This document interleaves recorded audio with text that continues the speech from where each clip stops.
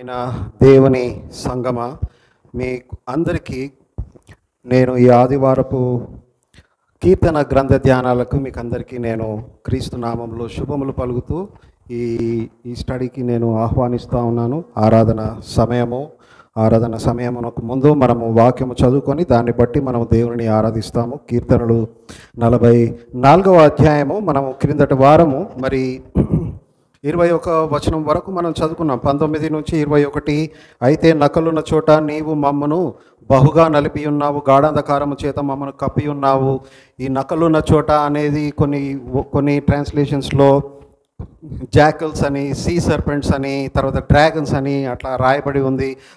వాటన్నిటి ఉద్దేశం ఏమంటే, మరి మనము ఆ యొక్క మరణము నివసించే ప్రాంతముగా, సాధారణముగా మనుషులు ఉండకూడని చోటు, మనుషులు సాధారణముగా జీవించని చోటుగా మనం చూసి ఉన్నాము. అంటే అది మరణానికి సాదృశ్యముగా ఉన్నది. సాదృశ్యం అని కాదు, నిజంగానే మరణములోనే వాళ్ళు ఉంటున్నారు. ఆ మరణకరమైన జీవితాన్ని జీవిస్తూ ఉన్నారు. మరి అక్కడ బహుగా నలిపి ఉన్నావు అని అంటే ఈ సఫరింగ్ ఎవరి దగ్గర నుంచి వచ్చిందంటే దేవుడి దగ్గర నుంచి వచ్చింది. ఎన్నో వచనాలు మనం చూస్తూ ఉన్నాము. శ్రమలు అనేటివి మనకు దేవుని దగ్గర నుంచి మనకు శ్రమ వస్తుంది, దేవుని దగ్గర నుంచి వస్తుంది. చాలామంది ఈ శ్రమను సాతానుకి అంటగడతారు. నీకు శ్రమ వచ్చిందంటే నువ్వు తప్పు చేసావు కాబట్టి నీకు సాతాను దగ్గర నుంచి వచ్చింది. The whole of the Pentecostal heresy. The whole of the Pentecostal heresy is depending on this heretical doctrine that if you are suffering, then you belong to Satan. And just because you are the son of God, you are a son of a king, you should not suffer at any time.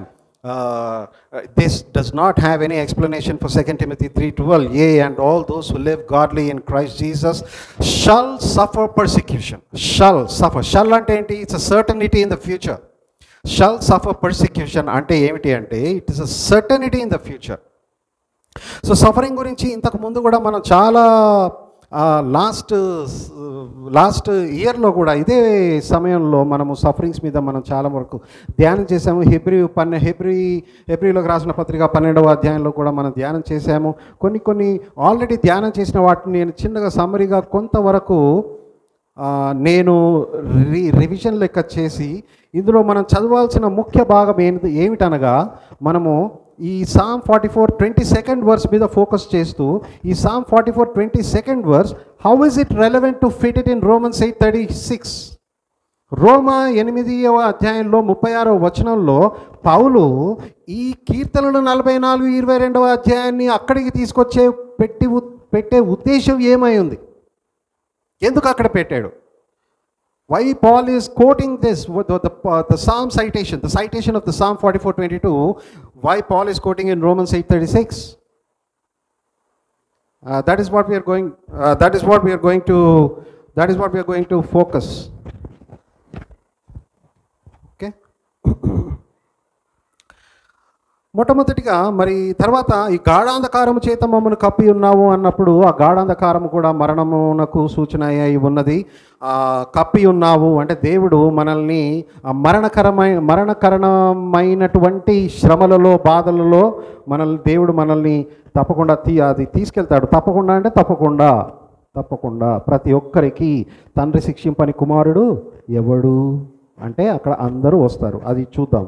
తర్వాత మా దేవుని నామమున మేము మరచి ఉన్న ఎడల, అన్య దేవతల తట్టు మా చేతులు చాపి ఉన్న ఎడల హృదయ రహస్యములు ఎరిగిన దేవుడు ఈ సంగతిని పరిశోధింపక మానునా అన్న విషయంలో మరి అన్నీ ఎరిగిన దేవుడు పరిశోధన ఎందుకు చేయాలి అన్న విషయం మనం మాట్లాడాము. దేవుడికి అన్నీ తెలుసు. అన్నీ ఎరిగిన దేవుడు ఎందుకు దేవుడు మళ్ళీ పరిశోధిస్తాడంటే నా యొక్క హృదయం ఎంత భ్రష్టు పట్టిందో అనేది నాకు తెలుపడానికి. ఇదే విషయంలో మరి అబ్రహాము మన ఇస్సాకును చంపాలని కత్తి తీసినప్పుడు కూడా ఇంకా ఆగుము, ఇప్పటి వరకు now that I know that అని చెప్పి అక్కడ దేవుడు మరి అక్కడ పలికాడు.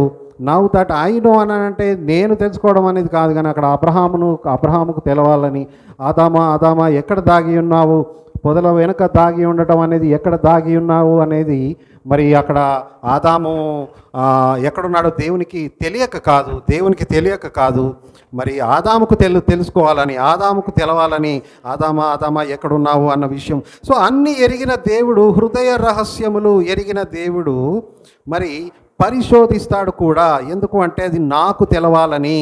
కయీనుని కూడా అడిగాడు, నీ బ్రదర్ ఎక్కడా, నీ సహోదరుడు ఎక్కడా అని కయీనుని కూడా అడిగాడు.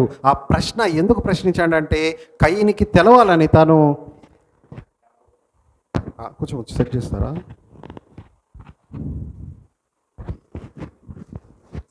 వస్తుందా? ఓకే. సో కయీను అడిగిన ప్రశ్న ఏంటంటే నీ సహోదరుడు ఎక్కడా అని కయీనుని అడిగిన ప్రశ్న ఎందుకు అని అంటే కయీను తెలుసుకోవాలని, దేవునికి తెలియక కాదు. కాబట్టి 21వ వరకు మనం చదువుకున్నాము. అది క్లుప్తంగా లాస్ట్ వీక్ మనము చదువుకున్న విషయాలు. ఇప్పుడు 22వ వచనం మీద మనం ధ్యానం చేద్దాము. నిన్ను బట్టి దినమెల్లా మేము వధింపబడుచున్నాము, వధకు సిద్ధమైన గొర్రెలమని మేము ఎంచబడుచున్నాము. ఈ విషయంని బట్టి మనము కొంతవరకు డిస్కస్ చేసుకున్నాము. ఏంటంటే 44వ అధ్యాయం కూడా మొట్టమొదటిగా అది క్రీస్తుకు సూచిస్తుంది అనే విషయం మనము డిస్కస్ చేసాం. తర్వాత క్రీస్తును సూచించిన తర్వాత ఇది సంఘమునకు సూచిస్తుంది అని మనం డిస్కస్ చేసాము. క్రీస్తును సూచిస్తుందని ఏ విధంగా నేను అనగలుగుతాను అంటే యెషయా 53వ అధ్యాయంలో అక్కడ ఏమనుంది? బొచ్చు కత్తిరించు వాని ఎదుట తను మౌనిగా ఉన్నాడు కదా. అది చూస్తారా? యెషయా 53.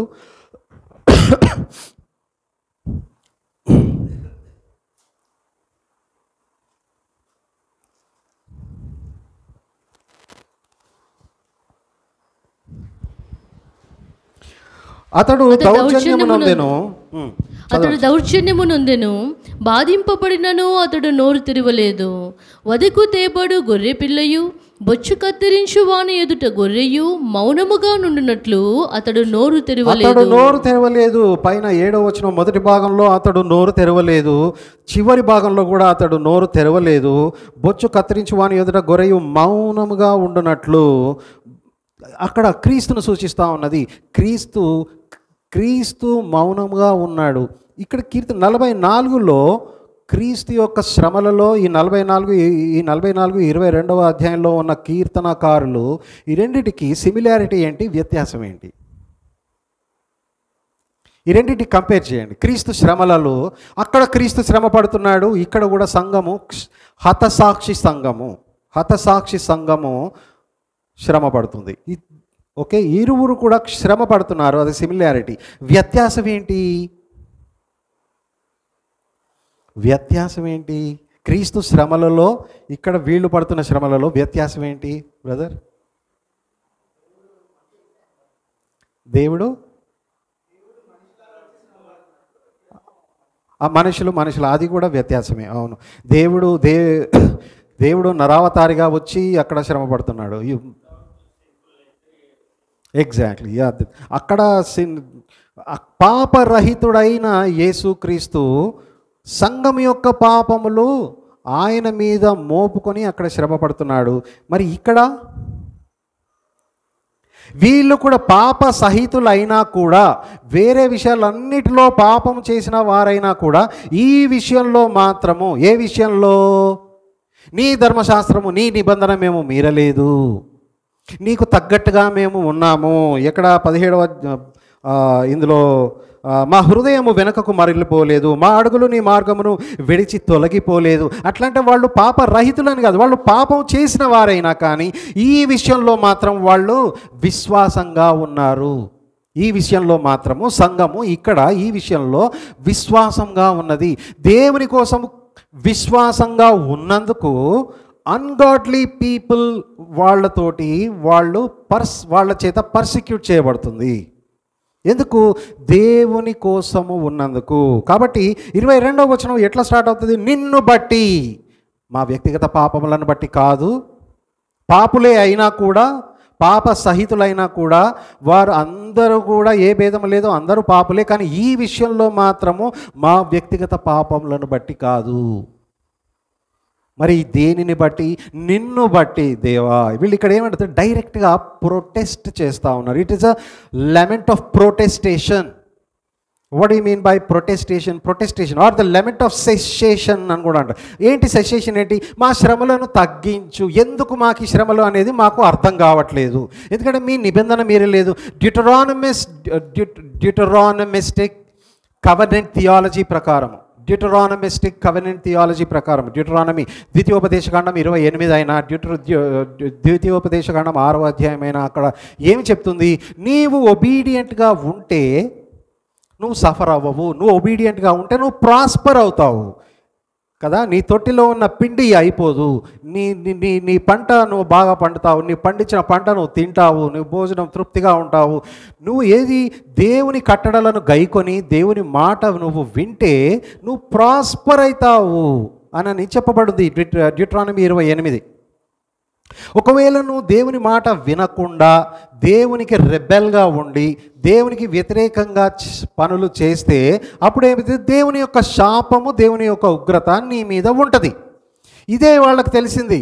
ఇప్పుడు మా మీద శాపం ఉంది, మా మీద ఉగ్రత ఉన్నది, మరి మేము వెనక్కి తిరిగి మా జీవితాలు చూసుకుంటే మేము దేవుని మాట వినలేదా అంటే మేము విన్నాము, మేము వెనకకు పోలేదు, మీ నిబంధన మీరలేదు, మీ ఆజ్ఞలు గైకొన్నాము, మేము ద్రోహులం కాలేదు, మీ నిబంధన మీరలేదు, ఇవన్నీ మా మీదకి వచ్చినాడు, మేము నిన్ను మరువలేదు. ఆ ఎర్ర సముద్రం గుండా పోయే ప్రజలు వెంటనే మరిచిపోయిరి అన్నట్టుగా మేము అట్లా మరవలేదే. మేము మా అడుగు జాడలు ఇంత తర్వాత మా హృదయము 18 మా హృదయము అంటే ఇంటర్నల్గా వెనుకకు మరలిపోదు. తర్వాత మా అడుగులు నీ మార్గమును విడిచి తొలగిపోలేదు. ఎక్స్టర్నల్గా మా హృదయము ఇంటర్నల్గా, ఎక్స్టర్నల్గా మా అడుగులు. ఇంటర్నల్గాను ఎక్స్టర్నల్గాను మేము మంచిగా ఉన్నామే. మేము ప్రొఫెషన్కి తగ్గట్టు మా లైఫ్ ఉంది కదా. మేము హిపోక్రెట్స్ లెక్క, వేషధారుల లెక్క మేము లేము. నిన్ను బట్టి దినమెల్లా మేము వధింపబడుచు ఉన్నాము. కేవలం నిన్ను బట్టి సో మరి డ్యూటరానమిస్టిక్ కవెనెంట్ థియాలజీ ప్రకారము మాకు ఎందుకు ఈ శ్రమలు మాకు ఎందుకు వస్తున్నాయి అనేది అర్థం కాలేదు ఇక్కడ. It is an unexplained suffering. No one can explain this. It's an unexplained, mysterious suffering. They don't know why are they going through this. ఒకవేళ వెనక్కి తిరిగి కరెక్ట్ చేసుకుందామంటే ఎక్కడ కరెక్ట్ చేసుకోవాలి, నేను ఎక్కడ తప్పులు కరెక్ట్ చేసుకోవాలి, నాకు చూపించు దేవా అని రెడీగా ఉన్నారు. వాళ్ళు దేవుని నిలదీసి క్వశ్చన్ చేసి ఏదో దేవుడిది తప్పు అని చెప్పే ఉద్దేశంతో వాళ్ళు ఇక్కడ అనట్లేదు. వాళ్ళు దిగ్భ్రాంతితో కూడి బాధతోటి వచ్చిన వాళ్ళ పెయిన్ అది. కాబట్టి నిన్ను బట్టి ఈ దినమెల్లా, నిన్ను బట్టి, ఎవరిని వేరే ఏ విషయాన్ని బట్టి కాదు, కేవలం దేవుని కోసము మేము సఫర్ అవుతా ఉన్నాము అంటే డైరెక్ట్గా. So any Saint who is suffering Saint can always say, దేవా నిన్ను బట్టి, అది నిజంగా దేవుని బట్టి అయితే నిన్ను బట్టి మేము సఫర్ అవుతున్నాము అని అనడంలో తప్పేమీ లేదు. ఎందుకంటే నీ చింత, ఎగ్జాక్ట్లీ, థ్యాంక్ యూ, నీ చింత యావత్తు ఆయన మీద వేయుడి అన్న ప్రకారంగా ఇక్కడ నిన్ను బట్టి దినమెల్లా అంటే త్రూఅవుట్ ద డే మేము వధింపబడుచు ఉన్నాము. యెషయా 53లో ఇంతకుముందే చదువుకున్నాం, మౌనిగా ఉన్నాడు క్రీస్తు వారు, మౌనంగా ఉన్నారు, నోరు తెరవలేదు, మౌనంగా ఉన్నారు. ఇక్కడ సంఘము కూడా వధకు తేబడిన మేము వధింపబడుచు ఉన్నాం అంటే వాళ్ళు మమ్మల్ని చంపేస్తున్నారు. వధకు సిద్ధమైన గొర్రెలమని మేము ఎంచబడుచు ఉన్నాము. వధకు సిద్ధమైన గొర్రెలమని మేము ఎంచబడుచున్నాము. మరి ఏంటి ఈ సఫరింగ్ అనేది కొంతమందికే వర్తిస్తుందా? ఈ సఫరింగ్ అనేది కొంతమందికా, అందరికా? దేవుని రాజ్యంలో సఫర్ కాకుండా ఉన్న ఏ ఒక్క వ్యక్తినైనా చూపెట్టగలరా? సఫరింగ్స్ లేకుండా ఉన్న వ్యక్తిని, life is full of bed and roses అన్నట్టుగా ఏ వ్యక్తినైనా మీరు చూపించగలరా? కొన్ని వాక్యాలు చూద్దాము. ఏంటిదేనంటే, మరి ఈ శ్రమలు అనేది ప్రతి క్రైస్తవుడికి ఈ శ్రమలు అనుగ్రహిస్తాడు. ఇంకొక విషయం, యోహాను 15వ అధ్యాయం చదవండి, మొదటి 2 వచనాలు చదవండి. యోహాను 15వ అధ్యాయము మొదటి 2 వచనాలు. Matthew, Mark, Luke, John 15. నేను నిజమైన ద్రాక్షావల్లిని, నా తండ్రి వ్యవసాయకుడు. నాలో ఫలింపని ప్రతి తీగెను ఆయన తీసి పారవేయను. ఫలించు ప్రతి తీగె మరి ఎక్కువగా ఫలింపవలనని దానిలోని పనికిరాని తీగలను తీసివేయను. నేను మీతో చెప్పిన మాటను బట్టి మీరు ఇప్పుడు పవిత్రులై ఉన్నారు. చాలు సిస్టర్, చాలు. ఇక్కడ ఏమంటున్నాడు? నేను నిజమైన ద్రాక్షవల్లిని. నేను నిజమైన ద్రాక్షవల్లిని, నిజము కాని ద్రాక్షవల్లి కూడా ఉంటుంది. నేను నిజమైన ద్రాక్షవల్లిని. ఇంకోటి, నేను మంచి గొర్రెల కాపరిని. మంచి గొర్రెల కాపరి కాకుండా దొంగ కాపరులు కూడా ఉంటారు. ఒప్పుకుంటారా? దొంగ కాపరులు కూడా ఉంటారు. వాళ్ళు సంఘం కోసం వచ్చినప్పుడు ఆ దొంగ కాపరులు ఏం చేస్తారు? సంఘాన్ని విడిచి, గొర్రెలను విడిచి వెళ్ళిపోతారు. కానీ మంచి గొర్రెల కాపరి తన సంఘం కోసం ప్రాణం పెడతాడు. ఇట్లా ఇక్కడ నేను నిజమైన ద్రాక్షవల్లిని, నా తండ్రి వ్యవసాయకుడు. నాలో వ్యవసాయకుడు అంటే ఏంటి? విత్తేవాడు, నాటేవాడు. అంటే ఏంటి? Is the one who chooses, the one who elects. God elects some unto salvation and God elects some unto reprobation. వ్యవసాయకుడు. తర్వాత నాలో ఫలింపని ప్రతి తీగను ఆయన తీసి ఏం చేస్తాడు? పారవేయును.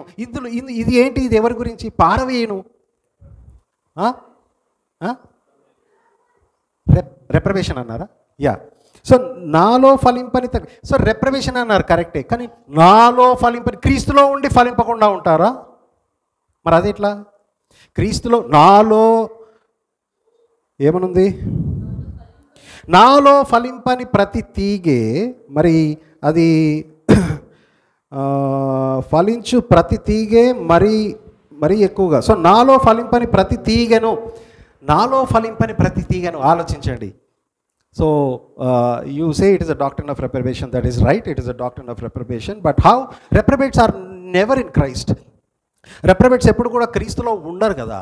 మరి నాలో ఫలింపని తీగే అనేది మీరు దాన్ని ఎట్లా వస్తారు అనేది, that is altogether a different discussion. That is not the scope of this session. తర్వాత ఇక్కడ ఫలించని ప్రతి తీగను ఆయన పారేస్తున్నాడు. ఓకే, యాక్చువల్గా నరికి అగ్నిలో పెరికి వేయబడును అని ఉంది, రైట్? పారవేయను. ఫలించు ప్రతి తీగను ఏం చేస్తున్నాడు? ఫలించే ప్రతి తీగను ఏం చేస్తున్నాడు? మరీ ఎక్కువగా ఫలింపవలెనని దానిలో పనికిరాని తీగలను తీసివేయును. అంటే దీన్ని ఏమంటాం? దానిలో పనికిరాని తీగలు తీసివేయను అంటే దాన్ని ఏమంటాం మనము? గార్డెనర్ చేసేది ఏమంటాం? దాని ఇంగ్లీష్లో వర్డ్ ఉంది, ప్రూనింగ్ కదా. ప్రూనింగ్ అదే. అందులో మళ్ళీ పనికిరాని తీసి మళ్ళా మంచిగా ఉన్న చెట్టుతోటి అది అంటుగట్టి ఆ మంచిగా ఉన్న చెట్టు యొక్క బలాన్ని, సారం అంతా ఈ కొమ్మకు వచ్చేటట్టు ప్రూనింగ్ చేసి పెట్టేస్తాడు. సో అక్కడ ప్రూనింగ్లో ఏమవుతుంది? అవసరం లేని అన్ని కట్ చేయాలి. ఆ ప్రూనింగ్నే ఏమంటున్నాం మనం ఇక్కడ? దేవుడు అనుగ్రహించే శ్రమ. దేవుడు అనుగ్రహించే శ్రమనే ప్రూనింగ్. ఎందుకు ఆ ప్రూనింగ్? మరీ ఎక్కువగా ఫలించాలని, మరీ ఎక్కువగా ఫలింపవలనని. తర్వాత ఓకే, నేను అది పోయింది. మరీ ఎక్కువగా ఫలింపని ప్రతి తీగను ఆయన తీసి పారవేయను. ఫలించు ప్రతి తీగ మరి ఎక్కువగా ఫలింపవలనని దానిలోని పనికిరాని తీగలను తీసివేయను. మరీ ఎక్కువగా ఫలించాలంటే దానిలో మళ్ళా ఇంకా పనికిరాని ఏమైనా ఉన్నాయో ఏమైనా అవి తీసే. This is what the work of sanctification, where the holy spirit will do inside the heart. హృదయము. నాకు కావాల్సింది నీ బట్టలు కాదు, నాకు కావాల్సింది నీ హృదయం. Rend your heart and not your garment అని అంటున్నాడు. మరి లేఖనాలు చెప్తా ఉన్నాయి. కాబట్టి మరి ఈ సఫరింగ్ అనేది, సో అంతకుముందేమో పారవేయను, ఏ తీగ అయితే ఫలింపదో అది పారవేయను, నరికి అగ్నిలో పడవేయను. సో ఏమొస్తుంది ఇక్కడ? సఫరింగ్ అనేది ఎన్ని టైప్స్ ఉంది? ఒకటేమో కంప్లీట్గా అవిశ్వాసులకు, క్రీస్తు అంటే నమ్మని వాళ్లకు అది ఏమంటాం? పనిష్మెంట్ అంటాం. ఓకే, అది పనిష్మెంట్. వాళ్ళు నరికి అగ్నిలో పారవేయబడతారు. ఫలించని ప్రతి మొక్క నరికి అగ్నిలో పారవేయబడతారు, అది పనిష్మెంట్ అంటాం. ఇక మిగతాది ఫలించిన తీగలలో మళ్ళీ ప్రూనింగ్ ఉంటుంది. అది దాన్ని ఏమంటాం మనము? చాస్టైజ్మెంట్ అంటాం. చాస్టైజ్మెంట్ అన్న దాంట్లో దేవుని ప్రేమ ఉంటుంది. పనిష్మెంట్ అన్న దాంట్లో దేవుని ప్రేమ ఉండదు, దేవుని ద్వేషం ఉంటుంది. ఆ పనిష్మెంట్ అనేది ఆ రెప్రబేట్స్కి, ఎవరైతే దేవుని మాట వినరో, దేవుని కట్టడాలను గైకొన్నారు, వాళ్ళది పనిష్మెంట్. మనం దాని గురించి మాట్లాడలేదు. కీర్తనలు 44 అనేది దాని గురించి మాట్లాడట్లేదు. కీర్తనలు 44 దేని గురించి మాట్లాడుతుంది? ప్రూనింగ్ గురించి మాట్లాడుతుంది. ఆల్రెడీ ఫలించిన వాళ్ళలో మరి ఇంకేమైనా ఫలించని తీగలు ఉంటాయి, అవి కట్ చేసి ఇంకా ఫలించేటట్లు దేవుడు ఈ శ్రమలను ఇస్తాడు. Now with in this chastisement, ఈ చాస్టైజ్మెంట్ ఎవరికి? సంఘముకి అని చెప్పుకోవచ్చు. ఈ చాస్టైజ్మెంట్లో కొందరికి దేవుడు జవాబిస్తాడు, కొందరికి దేవుడు జవాబివ్వడు. ఈ కీర్తనలు 44 ఏ కేటగిరీకి చెందింది? దేవుడు జవాబు ఇవ్వని గుంపులో ఉన్నారు వీళ్ళు. దేవుడు జవాబు ఇస్తేనే దేవుడా, దేవుడు జవాబు ఇవ్వకున్నా కూడా దేవుడు ఎప్పటికైనా ఆయన దేవుడే, రైట్? అయితే విదిన్ చాస్టైజ్మెంట్, దేవుని చాస్టైజ్మెంట్ తీసుకున్న వారిలో కొందరికి దేవుడు జవాబిస్తాడు. ఆ విషయాలన్నీ మనం చూసాం కదా. గుంటలో పడిన యోసేపు, గుంటలో పడిన యిర్మియా ఎబెద్మెలెకును పంపించాడు. తర్వాత గుంటలో పడిన యోసేపు అటుగా వెళుతున్న అమోరీయుల వాళ్ళు ఎవరో వెళ్తే అక్కడ యోసేపును గుంటలో నుంచి తీశారు. సంసోను చివరిగా ప్రార్థన చేస్తే సంసోను మాట ఆలకించాడు, రైట్? అబ్రహాము ఇక నా దగ్గర నుంచి దేవుడి దగ్గర నుంచి జవాబు రాదనుకొని కత్తి తీసి ఒక్కగానొక్క కొడుకును చంపేస్తున్నప్పుడు దేవుడు జోక్యం చేసుకున్నాడు. కానీ ఇక్కడ మాత్రం జోక్యం చేసుకోవట్లేదు. పౌలు శీలలు చెరసాలలో బంధింపగా వాళ్ళు ప్రార్థన చేయగా చెరసాల బ్రద్దలాయను, అక్కడ దేవుడు రెస్పాండ్ అయ్యాడు.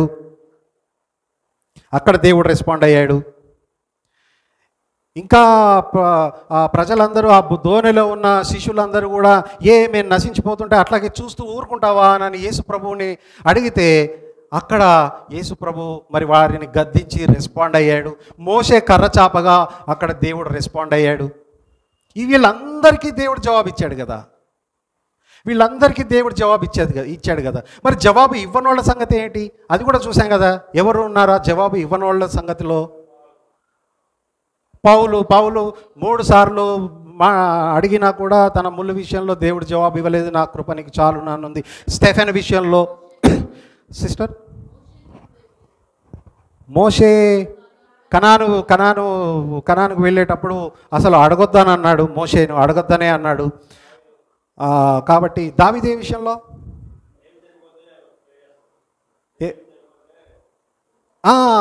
మొదటి చనిపోతే నేనే అక్కడికి వెళ్తా, ఇంకా నాకు జవాబు రాదు, దేవుడి దగ్గర నుంచి నాకు జవాబు రాదు, నా కొడుకు చనిపోయాడు కాబట్టి నేనే అక్కడికి వెళ్ళాలి అనే విషయంలో అక్కడ జవాబు. తర్వాత స్టెఫెన్ విషయం మనం చూసాము.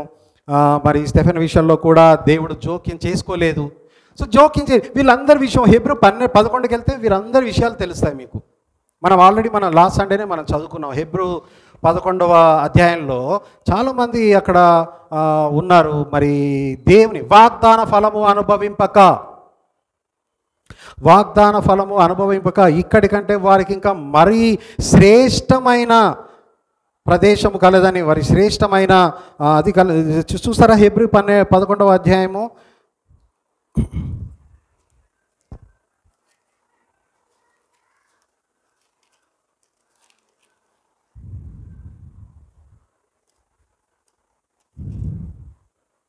13వ వచనము, వీరందరూ ఆ వాగ్దాన ఫలము అనుభవింపకపోయినను దూరము నుండి చూచి వందనము చేసి తాము భూమి మీద పరదేశులమును యాత్రికులనమై ఉన్నామని ఒప్పుకొని విశ్వాసము గలవారై మృతి నొందిరి. ఇలాగూ చెప్పువారు తమ స్వదేశమునకు వెతుకుచున్నామని విశదపరచుచున్నారు కారా? వారు ఏ దేశం నుండి వచ్చిరో ఆ దేశము జ్ఞాపకమందుంచుకున్న ఎడల మరలా వెళ్ళుటకు వారికి వీలు కలిగి ఉండును. అయితే వారు మరి శ్రేష్టమైన దేశమును అనగా పరలోక సంబంధమైన దేశమును కోరుచున్నారు. అందుచేత తాను వారి దేవుడనని అనిపించుకున్నటకు దేవుడు వారిని గురించి సిగ్గుపడడు. ఎంత మంచి సాక్ష్యము! దేవుడు వారి గురించి సిగ్గుపడడు. ఏలయనగా ఆయన వారి కొరకు ఒక పట్టణము సిద్ధపరిచి ఉన్నాడు. కానీ వాగ్దాన ఫలము అనుభవించక ముందే కూడా చనిపోయిన వాళ్ళు ఎంతోమంది ఉన్నారు. సో పనిష్మెంట్ అంతా ఒక గ్రూపు, చాస్టైజ్మెంట్ అంతా ఇంకొక గ్రూప్. వితిన్ దిస్ చాస్టైజ్మెంట్ తీసుకునే గ్రూప్లో 2 గ్రూప్స్ ఉన్నాయి. మళ్ళీ ఏమిటి? కొందరికి దేవుని జవాబు వస్తుంది, ఇంకొందరికి దేవుడు మౌనంగా ఉంటాడు, జవాబు ఇవ్వడు. వాళ్లకు God will leave them to the cruelty of the ungodly. God will leave them to the cruelty of the ungodly. Cruelty of the ungodly అంటే స్టెఫెన్ని రాళ్లతో కొట్టి చంపారు, యెషయాని రంపంతో రెండుగా కోయబడ్డాడు, తోమా తలకిందులుగా సిలువ వేయబడ్డారు. 11 మంది శిష్యులందరూ కూడా హతసాక్షులయ్యారు. కేవలం వాళ్ళే కాదు, ఇంకా చాలామంది. ఫాక్సెస్ బుక్ ఆఫ్ మార్టిస్ చదవండి. ఫాక్సెస్ బుక్ ఆఫ్ మార్టిస్ చదివితే they have recorded all the lives of the martyrs. హతసాక్షుల యొక్క జీవితం అది చదివితే మనకి ఎంత దుఃఖం వస్తుంది. అసలు మనం ఎక్కడ దరిదాపుల్లో కూడా లేము అని అనిపిస్తుంది మనకు. అటువంటి ఫాక్సెస్ బుక్ ఆఫ్ మార్టర్స్ మీరు దయచేసి మీరు అది చదవండి. మీకు ఎవరికైనా కాపీ కావాలి అంటే నేను ఇస్తాను, నా దగ్గర సాఫ్ట్ కాపీ ఉంది కాబట్టి అది చదవండి. సో ఇక్కడ మనం చెప్పేది ఏంటంటే suffering is for all. 2 Timothy 3:12 చూస్తారా? 2 తిమోతి 3వ అధ్యాయము 12వ వచనం.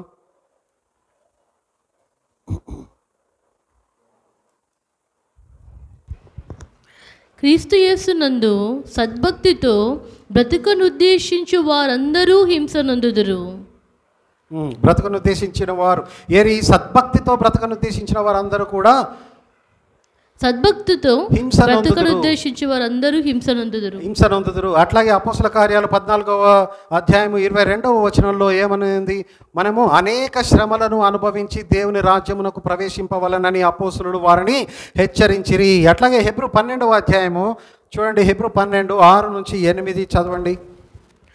నా కుమారుడా, ప్రభువు చేయు శిక్షను తృణీకరించకము, ఆయన నిన్ను గద్దించినప్పుడు విసుకకము. ప్రభువు తాను ప్రేమించు వారిని శిక్షించి తాను స్వీకరించు ప్రతి కుమారుని దండించును అని కుమారులతో సంభాషించినట్లు మీతో సంభాషించును. ఆయన హెచ్చరికను మరచితిరి. శిక్షాఫలము పొందుటకై మీరు సహించుచున్నారు. దేవుడు కుమారులనుగా మిమ్మును చూచుచున్నాడు. తండ్రి శిక్షింపని కుమారుడెవడు?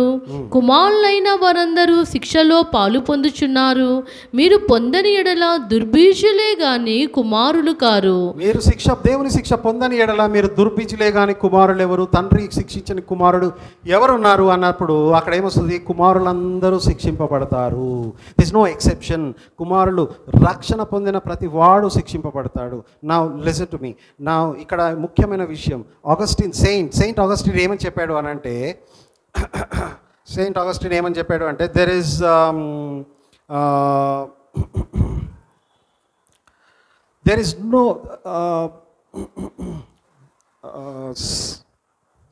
Is only one son without sin but never one without suffering. అర్థమైందా? There is only one son without sin, but never one without suffering. What does it mean? One son without sin. One son అంటే క్రీస్తు, పాపరహితుడైన క్రీస్తు ఒక్కడే ఉన్నాడు. పాపము లేకుండా పాపరహితుడుగా క్రీస్తు ఒక్కడే ఉన్నారు. But there was never one without suffering. Suffering లేకుండా ఎవ్వరూ లేరు. Including what? Including Jesus Christ. నా సఫరింగ్, దేవుడు శ్రమ అందరికీ అనుగ్రహిస్తాడు. ఎందుకు? మనం ఇంకా ఫలించవలనని. ఏ ఫలము? ఇదే 12వ అధ్యాయంలో కింద రాయబడి ఉంది కదా, నీతి సమాధానమను ఫలము మీలో ఫలించబడుటకై. చదువుతారా? 11 నుంచి చదవాలన్నా. మరియు ప్రస్తుతమందు సమాధానము దుఃఖకరముగా కనబడునే కానీ సంతోషకరముగా కనబడదు. అయినను దాని యందు అభ్యాసము కలిగిన వారికి అది నీతియును సమాధానకరమైన ఫలమిచ్చును. ఈ ఫలము రావటానికి దేవుడు ప్రూన్ చేస్తాడు, మరి చాస్టైజ్ చేస్తాడు. కాబట్టి ఈ విషయాలు so there is only one son without sin but never one without suffering. శ్రమలలో అందరూ సఫర్ అవుతారు, అలా నో ఎక్సెప్షన్. మరి అందరూ సఫర్ అవుతారు, ఇంక్లూడింగ్ జీసస్ క్రైస్ట్ కూడా అన్న విషయము. మరి ఇందులో కూడా దేవుని యొక్క సార్వభౌమత్వము ఉంటుంది. కొంతమందిని మరి దేవుడు సఫరింగ్లో రెస్పాండ్ అవ్వాలని కోరుకుంటాడు, మరి కొంతమందికి దేవుడు రెస్పాండ్ అవ్వడు. అది ఆయన సార్వభౌమత్వము సూచిస్తూ ఉంటుంది. దాని తర్వాత సఫరింగ్ అనేది God is responsible for suffering. ఎందుకంటే ఇక్కడ ఏమనుందంటే, ఇక్కడ ఫర్ దై సేక్ కదా, 44th 21 నిన్ను బట్టి. ఇంగ్లీష్లో ఏమనుంది? yet for your sake we are killed all day long. yet for your sake, అందుకే for thy truth's sake, for thy truth's sake we are killed all the day long. మరి యోబు 5వ అధ్యాయం 6వ వచనం చూడండి.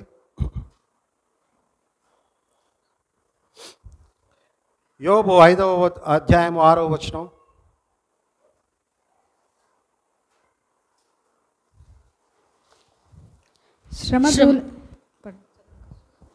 శ్రమ ధూళిలో నుండి పుట్టదు, బాధ భూమిలో నుండి మొలవదు. 7 కూడా చదువు. అంతే, అది చాలు. శ్రమ ధూళిలో నుండి పుట్టదు. మరి ఎక్కడి నుంచి పుడుతుంది? శ్రమ ఎక్కడి నుంచి పుడుతుంది? శ్రమ ధూళిలో నుండి పుట్టదు, బాధ భూమిలో నుండి మొలవదు. ఎక్కడి నుంచి పుడుతుంది? నీకు శ్రమ అనేది అసైన్ చేసేవారు ఎవరు? దేవుడు. రైట్. అట్లాగే అందుకే ఈ వితిన్ చాస్టైజ్మెంట్ తీసుకునే వాళ్ళ గ్రూప్లో 2 వర్గాలు ఉంటాయి. ఒకటేమో వారి పాపమును బట్టి దేవుడి శిక్షను తీసుకుంటారు. ఇంకొక గ్రూప్ ఏంటి? వారు ఏ పాపము చేయకున్నా, పాప సహితులైనా కానీ, ఆ విషయంలో ఏ పాపం చేయకున్నా కానీ దేవుని ఉగ్రతను తీసుకునేవాళ్ళు. ఓకే. మరి పాపము చేసే వాళ్ళ విషయంలో అయినా కానీ, పాపము చేయని వాళ్ళ విషయంలో అయినా, ఏ విషయంలోనైనా కానీ, it is a time of enquiry. We need to enquire with the lord. చూస్తారా? అది హగ్గాయి 1వ అధ్యాయం 5 నుంచి 7. ఎంక్వైర్ చేస్తేనే దేవుడు అట్లా నిర్ణయించి పెట్టాడు. నీ ద్వారా ప్రార్థన జరిగించి తాను రెస్పాండ్ అయ్యేటట్లుగా. హెజ్కియా విషయంలో అట్లాగే జరిగింది కదా. యెషయాను పంపించినప్పుడు ఇంకా నువ్వు చనిపోతావు అని అంటే ఆయన గమ్మున కూర్చున్నాడా? ఆయన వెంటనే ధూళిలో దుమ్ములో కూర్చొని ఏడ్చి అంగలార్చి, దేవా నీ చిత్తమైతే ఇంక కొన్ని నన్ను బ్రతికించు అంటే 15 సంవత్సరాలు పొడిగించాడు. మరి ఆసాపు మరి ఏం చేశాడో కూడా చూద్దాము. మరి ఇక్కడ ఈ విషయం చదవండి. హగ్గాయి 1:5 నుంచి 7. కాబట్టి సైన్యములకు అధిపతి యెహోవా సెలవిచ్చినదేమనగా, మీ ప్రవక్తలను గూర్చి ఆలోచించుకునుడి. మీరు విస్తారముగా విత్తినను మీకు కొంచెమే పండెను. మీరు భోజనము చేయుచున్నను ఆకలి తీరకయున్నది, పానము చేయుచున్నను దాహము తీరకయున్నది, బట్టలు కప్పుకొనుచున్నను చలి ఆగకున్నది. పనివారు కష్టము చేసి జీతము సంపాదించుకున్నను జీతము చినిగిపోయిన సంచిలో వేసినట్టు ఉన్నది. కాగా సైన్యములకు అధిపతికి యెహోవా సెలవిచ్చినదేమనగా, మీ ప్రవర్తనల గురించి ఆలోచించుకునుడి. పర్వతములెక్కి మ్రాను తీసుకుని వచ్చి మీరు ఈ మందిరమును కట్టించినడలా దానియందు నేను సంతోషించి నన్ను గణపరుచుకుందునని యెహోవా సెలవిచ్చుచున్నాడు. చాలు సిస్టర్, చాలు. అట్లాగే 2వ దినవృత్తాంతంలో 16వ అధ్యాయము 12-13 వచనాలు చదవండి. దేవుని దగ్గరికి వెళ్ళి మనము విచారణ చేయకపోతే, ఈ శ్రమలో కూడా నేను మొరపెట్టకపోతే, దేవుని దగ్గరికి వెళ్ళి నేను విచారణ నా అనారోగ్య విషయాలైతేనేమి, నా డబ్బు నేను పోగొట్టుకున్న డబ్బు విషయం అయితేనేమి, మరి ఇంకా ఏ విషయం అయితేనేమి, మరి నేను యెహోవా యొద్ద విచారణ చేయాలి. That is how God will draws to himself.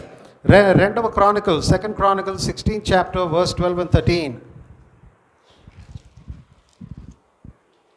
ఆస తన పితరులతో కూడా నిద్రించి ఆస తన ఏలుబడి యందు 41వ సంవత్సరమున మృతి నొందగా అత్తారు పనివారి 2వ దినవృత్తాంతాలు 16. అదే కానీ 39వ సంవత్సరముల గురించి చెప్పాలి కదా. అంతకు ముందు లైన్ చదవండి. 2nd Chronicles 16. ఓకే 16 12-13 నుంచి చదువుతున్నాను. ఆసా చేసిన కార్యములన్నిటిని గురించి యూదా ఇశ్రాయేలీలు రాజుల గ్రంథమందు వ్రాయబడి ఉన్నది. ఆసా తన ఏలుబడి యందు 39వ సంవత్సరమున పాదములలో జబ్బు పుట్టి తాను బహుగా బాధపడినను దాని విషయములో అతడు యెహోవా యొద్ద విచారణ చేయక వైద్యులను పట్టుకొనెను. చూడండి, ఇక్కడ పాదములో జబ్బు పుట్టి బహుబాధతో బాధపడ్డాడు, కానీ వెళ్ళి దేవుని యొదట విచారణ చేయక చనిపోయాడు. ఇదే విషయంలో యోషియా గురించి మనం చదివాం కదా. మనష్షే తర్వాత యోషియా రెఫర్మేషన్ని తీసుకొచ్చాడు. ఆ యొక్క దేవదూత మరి వచ్చి అక్కడ కూడా ఆ దేవుని ప్రవచనం వాళ్ళకి వస్తుంది ఏంటంటే ఇంకా కొన్ని సంవత్సరాల్లో ఇంకా కొంత నియర్ భవిష్యత్తులో ఏమవుతుందంటే దేవుడు మొత్తము ఇదంతా నాశనం చేయడానికి డిసైడ్ చేసుకున్నాడు అనగానే యోషియా ఏం చేస్తాడు, వెంటనే దుమ్ములో ధూళిలో ఉండి ప్రార్థన చేస్తాడు, దేవుని యొక్క విచారణ చేస్తాడు యోషియా. అప్పుడు దేవుని దూత ఏమని చెప్తుంది యోషియాకి, నీ ప్రార్థన అంగీకరించాడు దేవుడు. ఇప్పుడు రెఫరెన్స్ నా దగ్గర కూడా లేదు, అది ఆ దేవుడు నీ ప్రార్థన అంగీకరించాడు, నీవు మంచి మరణము పొందుదువు అని యోషియాకి చెప్తుంది, వాగ్దానం ఇవ్వబడుతుంది. సో యోషియా మరి అట్లా enquire with the lord, we need to enquire with the lord. ఇక్కడ కూడా వీళ్ళు ఎంక్వైర్ చేస్తూ ఉన్నారు కదా, 44వ అధ్యాయంలో కూడా ఎంక్వైరీ ఏమని చేస్తూ ఉన్నారు, ఎంక్వైరింగ్ మా సహాయమునకు 26వ వచనం, మా సహాయమునకు లెమ్ము, నీ కృపను బట్టి మమ్మను విమోచింపుము, నీ కృపను బట్టి నన్ను విమోచింపు. క్రీస్తు వారు శ్రమలలో ఉండి శిలువ మీద కూడా ఏమన్నాడు, నా దేవా నా దేవా నా చేయి ఏల విడనాడితివి. రైట్. కాబట్టి మరి అటువంటి ఇవన్నీ మనము గుర్తుంచుకోవాలి. సో వితిన్ చాస్టైజ్మెంట్ తీసుకునే గ్రూప్లో కొంతమంది they are suffering for sin and కొంతమంది they are suffering for righteousness. నీతి కోసం బాధపడేవారు. సర్మన్ ఆన్ ద మౌంట్లో ఏమని చెప్పాడు, blessed are they when people persecute you కదా, మీరు నా నిమిత్తమై జనులు మిమ్మల్ని హింసించినప్పుడెల్లా మీరు ఆశీర్వదింపబడతారు. పేతురు ఏమన్నారు, మీరు చదివితే బిజీ బాడీగా సఫర్ అవ్వకండి, but you suffer as a Christian. Busy బాడీస్గా సఫర్ అవ్వకండి, do not suffer as a busybody, but you should suffer as a Christian. And if a strange thing, ఇప్పుడు ఒకటి మీకు టెంప్టేషన్స్ వచ్చి పేతురులో ఆ వాక్యం ఏంటి, if do not think it strange అని అంటది కదా, 1 పేతురు 3వ అధ్యాయమా,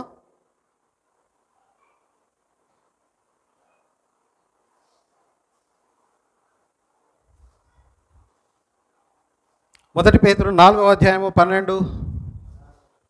1 పేతురు 4వ అధ్యాయము 12. ప్రియులారా, మిమ్మల్ని శోధించుటకు మీకు కలుగుచున్న అగ్ని వంటి మహాశ్రమను గూర్చి మీకేదో ఒక వింత సంభవించినట్లు ఆశ్చర్యపడకుడి.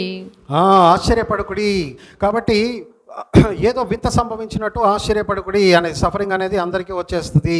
కాబట్టి ఇంకొక వచనాలు, హోషియా 5వ అధ్యాయం 15వ వచనం, హోషియా 5వ అధ్యాయం 15వ వచనం.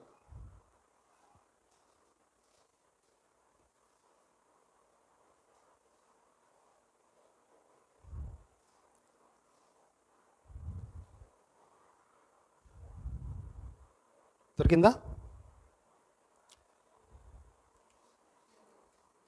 జెఫన్యా, జకరియా, జెఫన్యా ముందు హేబక్కు, హోషియా కదా, ఓకే. హోషియా 5వ అధ్యాయం 15వ వచనం. వారు మనస్సు 5:15 వారు మనస్సు త్రిప్పుకొని నన్ను వెదకు వరకు నేను తిరిగి నా స్థలమునకు పోవుదును, తమకు దురావస్థ సంభవింపక వారు నన్ను బహు శీఘ్రముగా వెతుకుదురు. వారు దురవస్థ సంభవింపగా వారు నన్ను బహు శీఘ్రముగా. అందుకే దేవుడు అప్పుడప్పుడు దురవస్థ పెడతాడు. ఎందుకు పెడతాడు? నిన్ను తన యొద్దకు తీసుకురావడానికి. అంతేగాని వేరే వాళ్ళైతే ఏమవుతుంది, దేవుని దూషించి చనిపోమంటారు వేరే వాళ్ళైతే. కానీ నువ్వు నేను మనం ఏం చేయాలి, మరి శీఘ్రముగా దేవునిని వెదకాలి. సో ఇవన్నీ వర్సెస్ గుర్తున్నాయి కదా, ఇవన్నీ వర్సెస్. సో ఇప్పుడు ఈ అన్ఎక్స్ప్లెయిన్డ్ సఫరింగ్ ఏంటిది అని అంటే, ఈ సామ్ 44:22, రోమా 8:36 ఏమవుతుంది రోమా 8:36కి వెళ్దాం. అక్కడ మనం ఇప్పుడు మెయిన్గా ఇదే మనం ఎక్కువ డిస్కస్ చేయాల్సింది. రోమా 8:36 అంతకుముందు ఎక్కడైనా ఏమైనా ఓల్డ్ టెస్టిమెంట్ నుంచి ఏమైనా కోట్ చేశారా పౌలు గారు?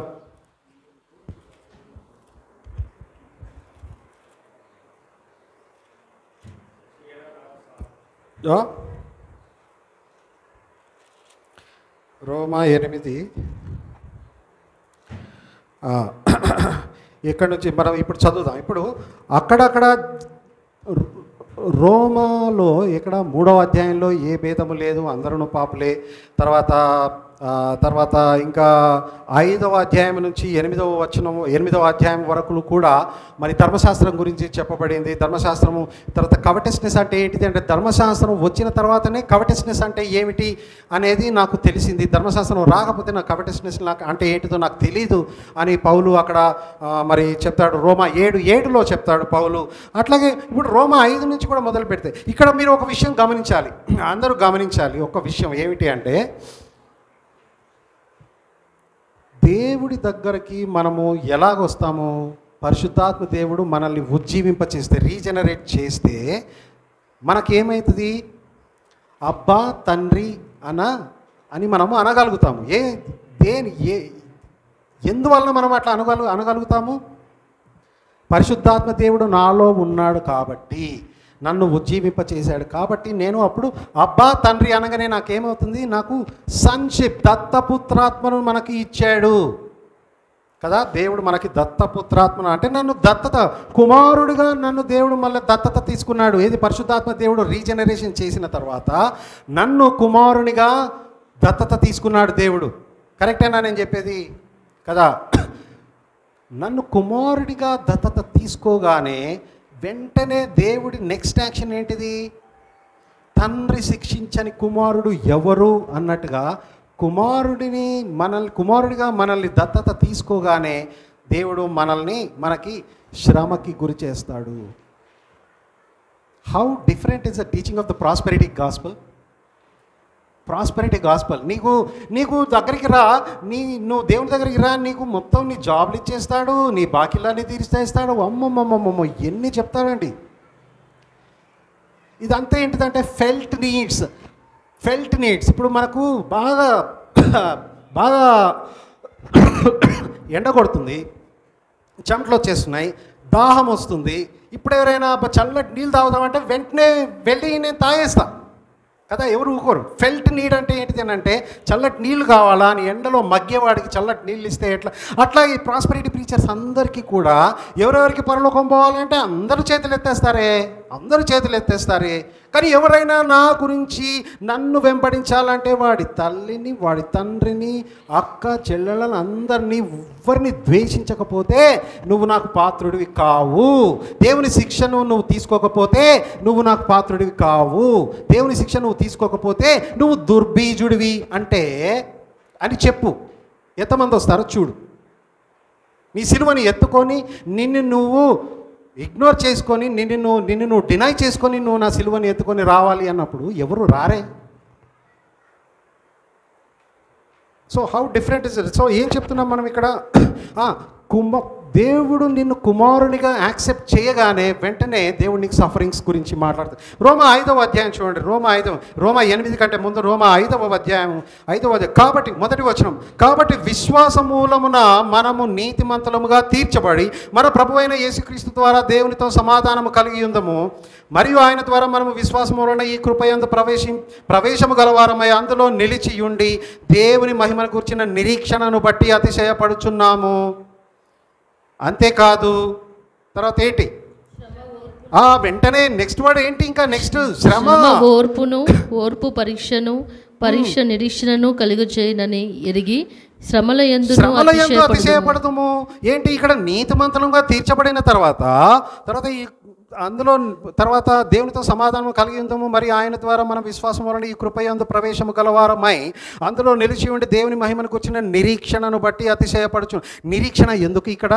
నీకు నిరీక్షణ ఎందుకు కావాలి? ఇంకా నువ్వు విమోచింపబడలేదు కాబట్టి నిరీక్షణ కావాలి. ఇంకా నువ్వు విమోచింపబడలేదు. నువ్వు ఏదైతే చూడట్లేదో, దేనికోసమైతే వెయిట్ చేస్తున్నావో దానికోసము దేవుని యందు నిరీక్షణ పడాలి, నిరీక్షణ ఉంచాలి. ఏదైతే వెయిట్ చేస్తున్నావో అది ఆల్రెడీ నీ కళ్ళ ముందట వచ్చేసిన తర్వాత నీకు నిరీక్షణ ఎందుకు? నిరీక్షణ అవసరం లేదు. కాబట్టి వచ్చే వరకు బుద్ధి ఉన్న కన్యకల వలె నిరీక్షణతో ఉండాలి అని చెప్తా ఉంది. మరి ఇక్కడ నీతిమంతుడిగా తీర్చబడంగానే ఏమవుతుంది ఇక్కడ? అంతేకాదు 3:4లో అంతేకాదు శ్రమ ఓర్పు పరీక్ష నిరీక్షణ ఎట్లొస్తుంది? శ్రమ ఉంటేనే, శ్రమ వస్తేనే శ్రమ యొక్క రిజల్ట్ నిరీక్షణ వస్తుంది. ఎట్లా? శ్రమ ఓర్పు కలిగిస్తుంది, ఆ ఓర్పు నిరీక్షణను కలిగిస్తుంది. సో నీకు నిరీక్షణ రావాలి అంటే నిన్ను శ్రమ పెట్టాలి. నిన్ను శ్రమ పెట్టాలంటే నువ్వు ఆల్రెడీ ఫలించావు. ఫలించిన తీగను మళ్ళీ కట్ చేస్తాడు. ఆల్రెడీ ఎట్లా ఫలించావు? నీ సొంతంగా నీలో ఏమైనా ఉందా? లేదు, నువ్వు క్రీస్తులో ఉన్నావు కాబట్టి already you are already clean by the word that I have spoken to you. నేను మాట్లాడిన మాట ద్వారా మీరు ఆల్రెడీ పవిత్రులై ఉన్నారు. అయినా కానీ నేను ఇప్పుడు మీ కాళ్ళు కడగకపోతే నాతో మీకు పాలు లేదు అని అంటాడు కదా. సో ఇంతకు ముందు కూడా మీకు ప్రశ్న వేశాను నేను, ఇది ఏంటి? నేను మాట్లాడిన ప్రతి మాట వలన మీరు ఆల్రెడీ పవిత్రులై ఉన్నాక మళ్ళీ శిష్యుల పాదములు ఎందుకు కడగాల్సి వస్తుంది? అదేంటి ఇదేంటి? ఆ కడగటం, ఆ పవిత్రత ఏంటి, ఈ పవిత్రత ఏంటి?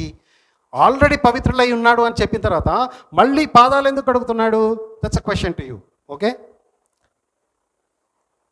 అదేంటి ఇదేంటి? ఇది శాంక్టిఫికేషన్, అది జస్టిఫికేషన్. ఎందుకంటే క్రీస్తు తన వాక్కుతో కడిగాడు, అది జస్టిఫికేషన్ అవుతుంది. మన కాళ్ళు, మా అడుగులు స్థిరపరిచెను. మా అడుగులు అంటే నా నడవడి, that is a sanctification. So justify అవ్వబడాలి, శాంక్టిఫై అవ్వబడాలి. రెండు కూడా నీ స్వతः శక్తితో చేస్తున్నావా? లేదు. మొదటిది జస్టిఫికేషన్, క్రీస్తు సిలువ మీద వ్రేలాడబడిన క్రీస్తు యొక్క రక్తముతో నువ్వు జస్టిఫై అయితే, ఇక్కడ శ్రమల ద్వారా దేవుడు నీ హృదయంలో జరిగించిన నీతితో కూడిన సమాధానమను ఫలము పరిశుద్ధాత్మ దేవుడు నీలో కలిగింపచేస్తాడు. అది దేవునికి ఎంతో. అప్పుడేమవుతుందంటే, దేవుడు నాకు ఈ సర్జరీ ఎందుకు చేస్తున్నాడో నాకు అర్థం కావట్లేదు. దేవుడు నాకు కుమారులను ఇచ్చాడు, మళ్ళీ వెంటనే తీసేసుకున్నాడు. దేవుడు నాకు ఇవ్వాల్సిన డబ్బు నాకు ఇచ్చాడు, మళ్ళీ దేవుడు డబ్బులు తీసేసుకున్నాడు. కానీ నాకేంటో నాకు తెలియట్లేదు, ఎందుకో నాకు తెలియట్లేదు. కానీ అయినా కానీ నాకు డబ్బు కంటే, నాకు జీవితం కంటే, నాకు జీవమునిచ్చే యెహోవా ముఖ్యము నాకు అనేది నాకు మాత్రం ప్రస్ఫుటంగా నాకు దేవుడు తెలియజేస్తూ ఉన్నాడు. ఆ స్వర్గ పంక్తిని చేరి, ఇప్పుడే పాడుకున్నాం కదా ఈ సంగపున, ఆ స్వర్గ పంక్తిని చేరి, ఆ పాట, ఆ స్వర్గ పంక్తిని చేరి ఆనంద నాటికే, దానికోసం మనము అది వెయిట్ చేయాలి. అదొక్కటే, నాకు క్రీస్తు కనబడితే నాకు చాలు. నాకు ఎప్పుడు వస్తావా, దేవుడు ఎప్పుడు వస్తాడా అన్నవి. ఈ శ్రమలతోటి ఏమవుతుందంటే, ఆ ప్యాన్లో మంటలు హై ఫ్లేమ్లో పెట్టినప్పుడు ఆ ప్యాన్లో నుండి బయటికి ఎప్పుడు దునకాలా అన్నట్టుగా ప్రతి విశ్వాసికి అనిపిస్తుంది. కానీ ఆ దునికేది క్రీస్తు వచ్చేదాకా ఆ ప్యాన్లోనే మండుకుంటూ యాతనను అనుభవిస్తూ ఉండాలి. ఆ ప్యాన్లోనే యాతనను అనుభవిస్తూ ఉండాలి. ఆ యాతన ఎప్పుడు పోతుంది అంటే క్రీస్తు వచ్చినప్పుడే పోతుంది. అప్పటిదాకా ఆ యాతన ఎటువంటిది? వదకు తేబడిన గొర్రె పిల్లల్లాగా మనము we are killed all the day long. అయితే నేను రోమా 8లోకి ఆ సందర్భము ఎంతవరకు రెలవెంట్ అనేది నేను తీసుకొస్తున్నా బ్యాక్గ్రౌండ్. సో రోమా 5లో ఏమని చెప్తున్నాడు? కుమారత్వముని చూపించి శ్రమలు చూపిస్తా ఉన్నాడు. కుమారత్వము, శ్రమలు. Chastisement is the evidence of the divine sonship. You getting it? Chastisement is the evidence of the divine sonship.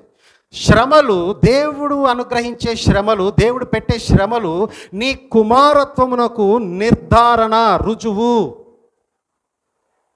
ఈ కుమారత్వమునకు అందులో ఆ శ్రమలో దేవుడు మౌనంగా ఉన్నాడా, దేవుడు నీకు జవాబు ఇచ్చాడా, దేవుని నుండి నువ్వు వాగ్దాన ఫలం తీసుకున్నావా, అది తర్వాత సంగతి. నువ్వు వాగ్దాన ఫలం తీసుకుంటే నువ్వు ఇక్కడే ఇంకా నువ్వు మంచి దేవుని యొక్క కృప పొందుకున్నాడు. దేవుని యొక్క కృప, వాగ్దాన ఫలం తీసుకోకపోయినా నీకు దేవుని కృప నీకు ఉంటుంది. ఎందుకంటే ఇంతకంటే మరి శ్రేష్టమైన దేశము కోసము నువ్వు చూస్తున్నావు. ఇది రోమా 5లో సెట్టింగ్, రైట్? కుమారత్వము, తర్వాత శ్రమ. ఇప్పుడు రోమా 8లోకి వెళ్దాం. దయచేసి నాతో I can understand that is very hot, but మనము ఈ వాక్యం చదువుతూ ఉంటే మనకి అది ఏమి మనం పట్టించుకోము. 8వ అధ్యాయము, రోమా 8వ అధ్యాయంలో యాక్చువల్గా మనము చదవాల్సింది ఏమిటి అంటే 35లో క్రీస్తు ప్రేమ నుండి మనలను ఎడబాపువాడు ఎవడు అనేది question mark. Okay, it's a question mark. Question mark. పైన ఇంకా పైన ఏమని ఉంది? 26వ వచనంలో చదివితే 26 కాదు ఒక్క నిమిషం, ఇక్కడ నుంచి చదవాల్సి వస్తుంది.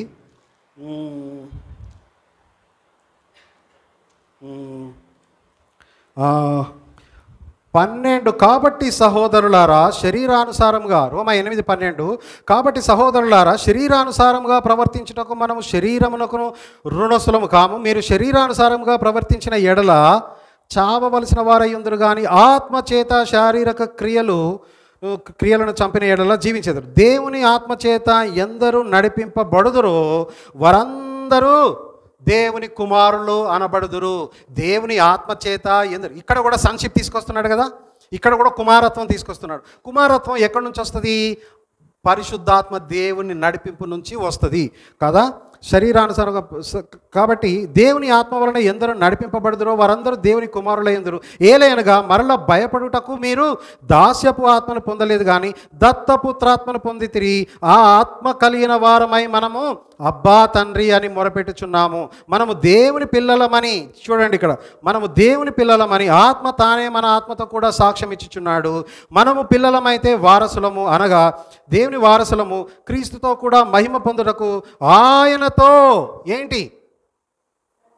శ్రమ పడిన ఎడల. కుమారత్వం గురించి చెప్పగానే దేవుని శ్రమల గురించి చెప్తున్నాడు. మనము పిల్లలమైతే వారసులము, అనగా దేవుని వారసులము, క్రీస్తుతో కూడా మహిమ పొందుటకు ఆయనతో శ్రమ పడిన ఎడల క్రీస్తు తోడి వారసులము. Do you remember this? Sonship and suffering goes hand in hand. 18th one, మన ఎడల ప్రత్యక్షం కాబో మహిమ ఎదుట ఇప్పటి కాలపు శ్రమలు ఎన్న తగినవి కావని ఎంచుచున్నాను. ఇప్పుడు కలిగిన శ్రమలు 44లో కూడా అయితే ఇప్పుడు అని ఉంది కదా.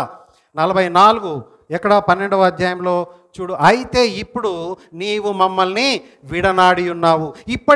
ఇప్పుడు కలిగే శ్రమలు ఎన్న తగినవి కావని ఎంచుచున్నాను. దేవుని కుమారుల ప్రత్యక్షత కొరకు సృష్టి మిగులు ఆశతో సృష్టి కూడా వెయిట్ చేస్తున్నది, మిగులు ఆశతోటి మరి కనిపెట్టుచున్నది. ఏలయనగా సృష్టి నాశనమునకు లోనైంది, దాస్యంలోనికి విడిపింపబడి దేవుని పిల్లలు పొందబోవు మహిమగల స్వాతంత్ర్యము పొందుదును.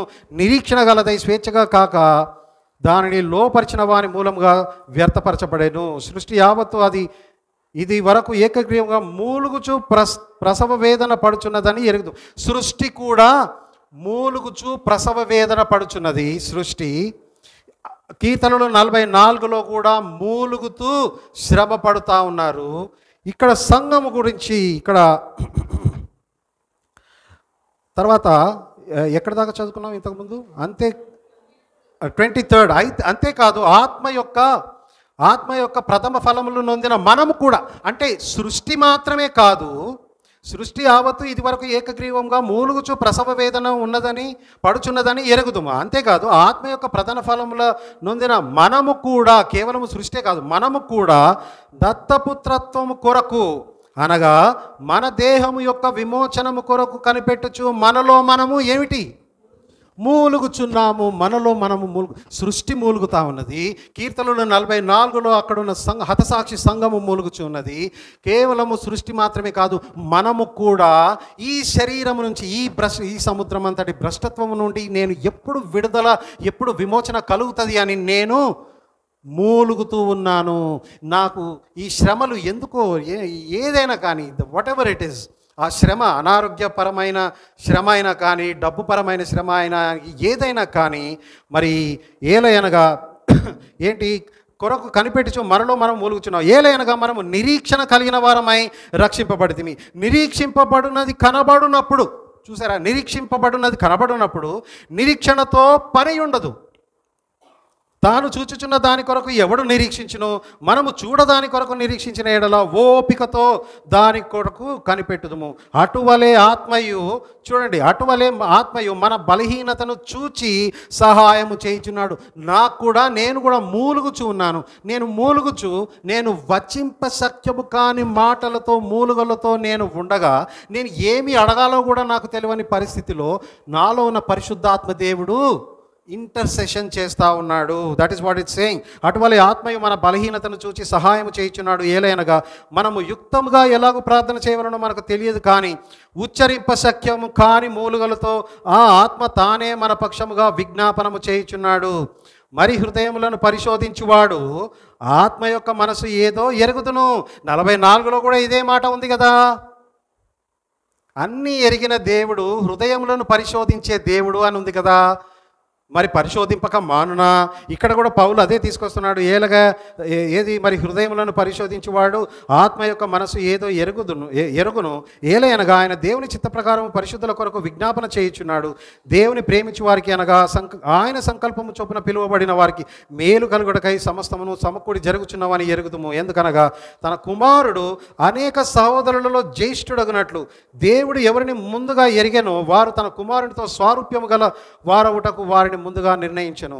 మరియు ఎవరిని ముందుగా నిర్ణయించిన వారిని పిలిచెను. ఎవరిని పిలిచిన వారిని నీతిమంతులుగా తీర్చెను. ఎవరిని నీతిమంతులుగా తీర్చిన వారిని మహిమపరిచెను. ఇట్లుండగా ఏమందము? దేవుడు మన పక్షమున నుండగా మనకు విరోధి ఎవడు? తన సొంత కుమారుని అనుగ్రహించుటకు వినతి. చూడండి, కుమారత్వము శ్రమ. యేసు ప్రభువు వారు యోర్దాను నదీ తీరమున బాప్టిజం తీసుకోగానే ఏమన్నాడు దేవుడు? ఇదిగో ఈయనే నా ప్రియ కుమారుడు, ఈయన యందు నేను ఆనందిస్తాను అని అనగానే నెక్స్ట్ స్టెప్ ఏంటి?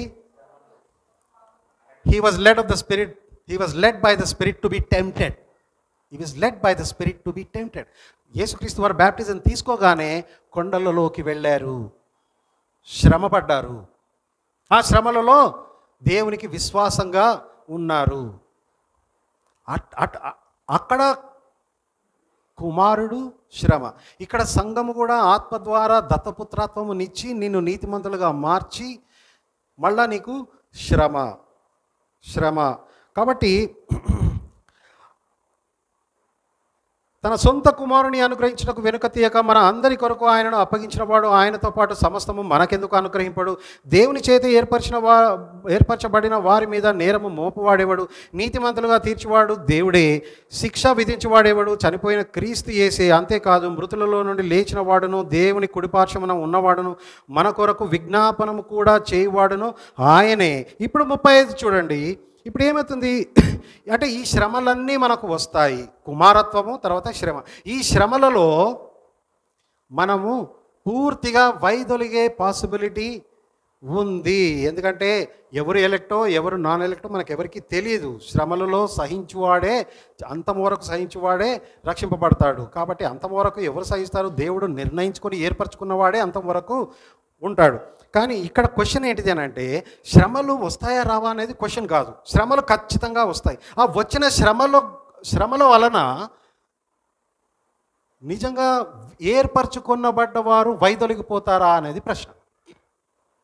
దేవుని చేత ఎలెక్ట్ చేయబడ్డ వాళ్ళు వైదొలిగిపోతారా అనేది ప్రశ్న. The effect of sufferings, will it cause the people, will it cause the elect to drive away, will it cause the elect to completely fall away, completely apostatize. Okay, 35 క్రీస్తు ప్రేమ నుండి మనలను అంటే లోకమంతా అనకూడదు. మనలను అంటే సంఘము. క్రీస్తు ప్రేమ నుండి మనలను ఎడబాపువాడు ఎవడు? శ్రమ అయినను. ఫస్టే ఏమొస్తుంది? శ్రమ అనేది ఎడబాపదు. ఎందుకు? నేను నిన్ను విడువను, ఎడబాయను. దేవుడు మౌనంగా ఉన్నాడు. ఇక్కడ కీర్తన 44లో మౌనంగా ఉన్నా కూడా నిన్ను ఎడబాయడు. చూద్దాం ఆ 44లో ఉన్న శ్రమకి ఫైనల్గా సొల్యూషన్ ఏంటిది అనేది చూద్దాం. శ్రమ అయినను, బాధ అయినను, హింస అయినను, కరువైనను, వస్త్రహీనత అయినను, ఉపద్రవమైనను, ఖడ్గమైనను మనలను ఎడబాపునా? ఇందును బట్టి గూర్చి వ్రాయబడినది ఏమనగా, నిన్ను బట్టి దినమల్లా మేము వధింపబడిన వారము, వధకు సిద్ధమైన గొర్రెలమని మేము ఎంచబడిన వారము. రైట్, ఇగో ఇక్కడ తీసుకొచ్చాడు. అంటే కుమారత్వంతో శ్రమ. ఆ శ్రమలో నిన్ను ఈ మార్గము నుండి వైదొలగింపచేస్తుందా అనేది అది క్వశ్చన్. ఎవరైనా ఆ శ్రమలలో దేవుణ్ణి ఎడబాపుతారా అనేది ఇంపార్టెంట్. మనము ఎప్పుడు కూడా దేవుడు మనల్ని ఎడబాయడు అన్న విషయము మనం గుర్తుపెట్టుకోవాలి. ఇందును గురించి వ్రాయబడినది ఏమనగా, నిన్ను బట్టి దినమెల్లా మేము వధింపబడిన వారము. కాబట్టి వధకు సిద్ధమైన గొర్రెలమని మేము ఎంచబడిన వారము, ఆయనను మనలను ప్రేమించి. అక్కడ కూడా వాళ్ళు అట్లాగే బాధపడతా ఉన్నారు. అంటే వాళ్ళు మేము మరణము గుండా వెళతా ఉన్నాము. ఇక్కడ కూడా మరణము, ఇక్కడ పౌలు మేము మరణిస్తున్నామని చెప్తా ఉన్నాడు కదా. వధకు సిద్ధమైన గొర్రెలమని మేము ఎంచబడిన వారము అని చెప్తా ఉన్నాడు. ఈ మరణములో విక్టరీ, రైట్? క్రీస్తు మరణములో, సంఘము మరణములో విక్టరీ. ఏంటిది విక్టరీ? అయినను మనలను ప్రేమించిన వాని ద్వారా మనము వీటన్నిటిలో అంటే ఏమిటి? పైన చెప్పబడే శ్రమయు, బాధయు, హింసయు, కరువుయు, వస్త్రహీనతలోను, ఉపద్రవమైనను వీటన్నిటిలో అత్యధిక విజయము పొందుచున్నాము. మరణములో విజయము పొందుచున్నాడంటాడేంటి? He's talking about the cry of the victory. He's talking about the cry of the victory. First of all, the suffering is an expected lot of the suffering faithful. Suffering is an expected lot of the believers. Second point ఏంటిదంటే, ఈ suffering అనేది ఎస్కాథలాజికల్ suffering. ఎస్కాథలాజికల్ suffering అంటే ఏంటి? సంఘము క్రీస్తు పునరుద్ధానుడైన తర్వాత మళ్ళీ వచ్చే వరకు ఎస్కథాలజీ అంటాం. ఎస్కాథలాజికల్ సఫరింగ్ అంటే ఏంటి? భవిష్యత్తులో సంఘము శ్రమలు ఎలా పడుతుందో, ఈ శ్రమలు అన్నిటిలో నుండి కూడా మనము ఏమన్నాడు? అయినను మనను ప్రేమించిన వాడు, ఎవరు ప్రేమించిన వాడు? ఎవరు? క్రీస్తు ద్వారా మనము వీటన్నిటిలో అత్యధిక విజయము పొందుచున్నాము. మరణమైనను, జీవమైనను, దేవదూతలైనను, ప్రధానులైనను, ఉన్నవి అయినను, రాబోవి అయినను, అధికారులైనను, ఎత్తైనను, లోతైనను, సృష్టింపబడిన మరి ఏదైనను మన ప్రభువైన క్రీస్తు యేసునందలి దేవుని ప్రేమ నుండి మనను ఎడబాప నేరదని రూఢిగానం. కీర్తనలు 44లో వాళ్లకు ఈ కాన్సెప్ట్ లేకపోవచ్చు. అందుకే కదా మనం చివరగా ఉన్న మనకు పూర్తిగా మొదటి నుంచి చివరి వరకు మనం చూడగలుగుతాం క్రీస్తు మరణం ఏం సాధించిందో అనేది కూడా. కానీ అక్కడ వాళ్ళకి తెలియట్లేదు.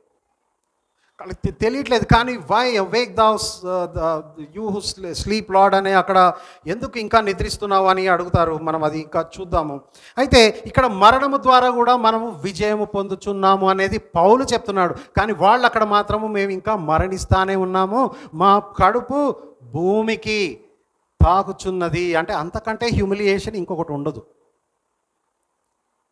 కానీ ఇక్కడ పౌలు వారు ఇక్కడ ఇది ఎందుకు చేసుకున్నాడు? కుమారత్వం నుంచి శ్రమలు, ఈ శ్రమలలో మనం ఎవరైనా తప్పిపోతామా? మనం ఎవరము ఎడబాయము, దేవుడు మనల్ని ఎడబాయనియ్యడు అని చెప్పి ఈ మరణము గుండా వచ్చే శ్రమలైనా కూడా మనము అత్యధిక విజయము పొందుచున్నాము. ఇది క్రీస్తు మరణము ద్వారా.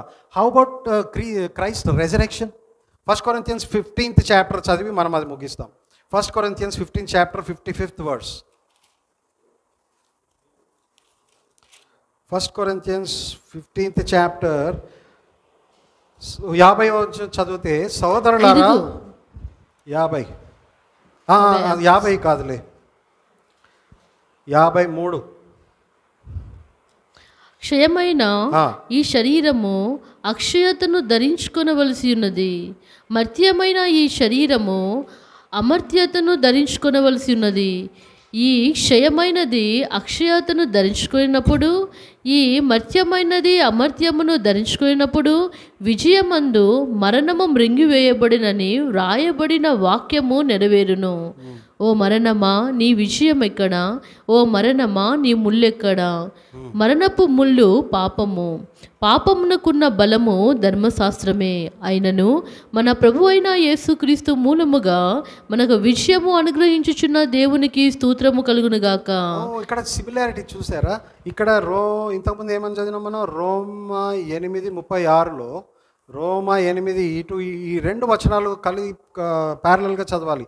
రోమా 8:36లో 37లో చూడండి, వధకు సిద్ధమైన గొర్రెలమని మేము ఎంచబడిన వారము. 37లో అయినను మనలను ప్రేమించిన వాని ద్వారా మనము వీటన్నిటిలో మన అత్యధిక విజయము పొందుచున్నాము. ఇక్కడికి వచ్చేసి మరి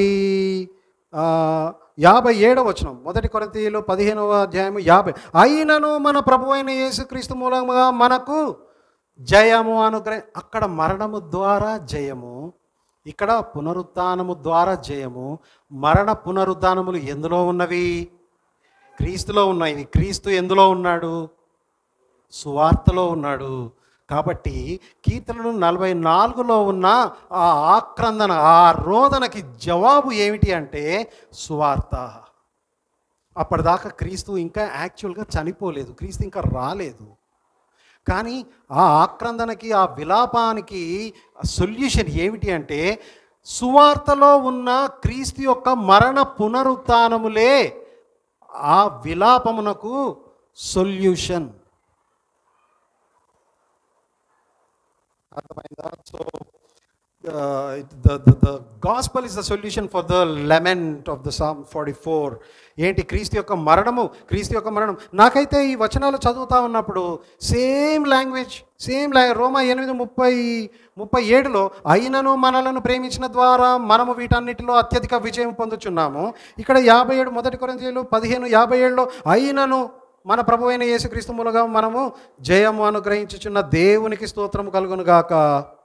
కాగా ఇక్కడ ఎగ్జార్టేషన్ ఏంటి? సఫరింగ్ అయ్యే వాళ్ళకి. కాగా నా ప్రియ సహోదరులారా, మీ ప్రయాసము ప్రభువునందు వ్యర్థము కాదని ఎరిగి స్థిరులను కదలని వారును ప్రభువు కార్యాభివృద్ధి అందు ఎప్పటికీ ఆసక్తులై ఉండుడి. నీ సఫరింగ్ని తగ్గిస్తా అంటుందా?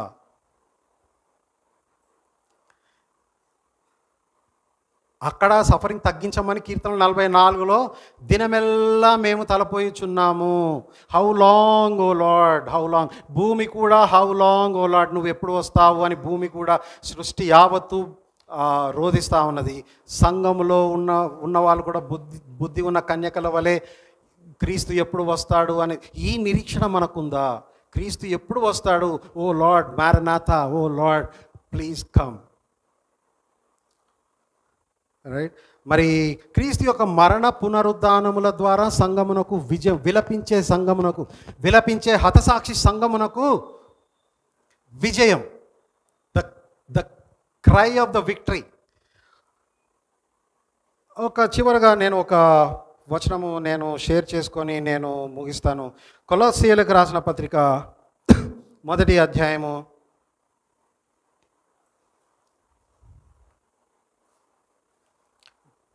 గలేషియన్స్, ఫిలిపియన్స్, కొలాషియన్స్ 1వ అధ్యాయము. చెప్తారా ఎవరైనా నేనేం చెప్పాలనుకుంటున్నాను? So what am I going to 24th verse. ఇప్పుడు మీ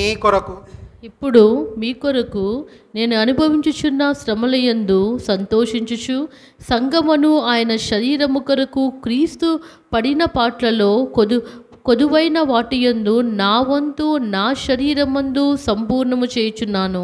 క్రీస్తు పడిన పాటలలో కొదువడం ఉండడం ఏంటి? నాకు ఇది చెప్పాలి మీరు. క్రీస్తు పడిన పాటలలో కొదువ ఉందా? మరి ఇక్కడ కొదువ అంటాడేంటి? ఇది క్వశ్చన్, ఇది ఆల్రెడీ ఎన్నోసార్లు చదివి ఉంటారు మీరు కదా. కొలాషియన్స్ 1:24 కదా. ఇప్పుడు మీ కొరకు నేను అనుభవించుచున్న శ్రమలయందు సంతోషించుచు సంఘము అను ఆయన శరీరము కోసము క్రీస్తు పడిన పాటలలో కొదువైన వాటి యందు నా వంతు నా శరీరమును సంపూర్ణము చేయు. క్రీస్తు శ్రమలలో కొదువైతే అలా పౌలు శ్రమలు కలిపి సంపూర్ణం చేస్తూ ఉన్నాడు. క్రీస్తు పడిన పాటలలో కొదువై ఏంటి? క్రీస్తు పడిన పాటలో కొదువైతే నువ్వు నీతిమంతుడిగా ఎట్లా తీర్చబడతావు?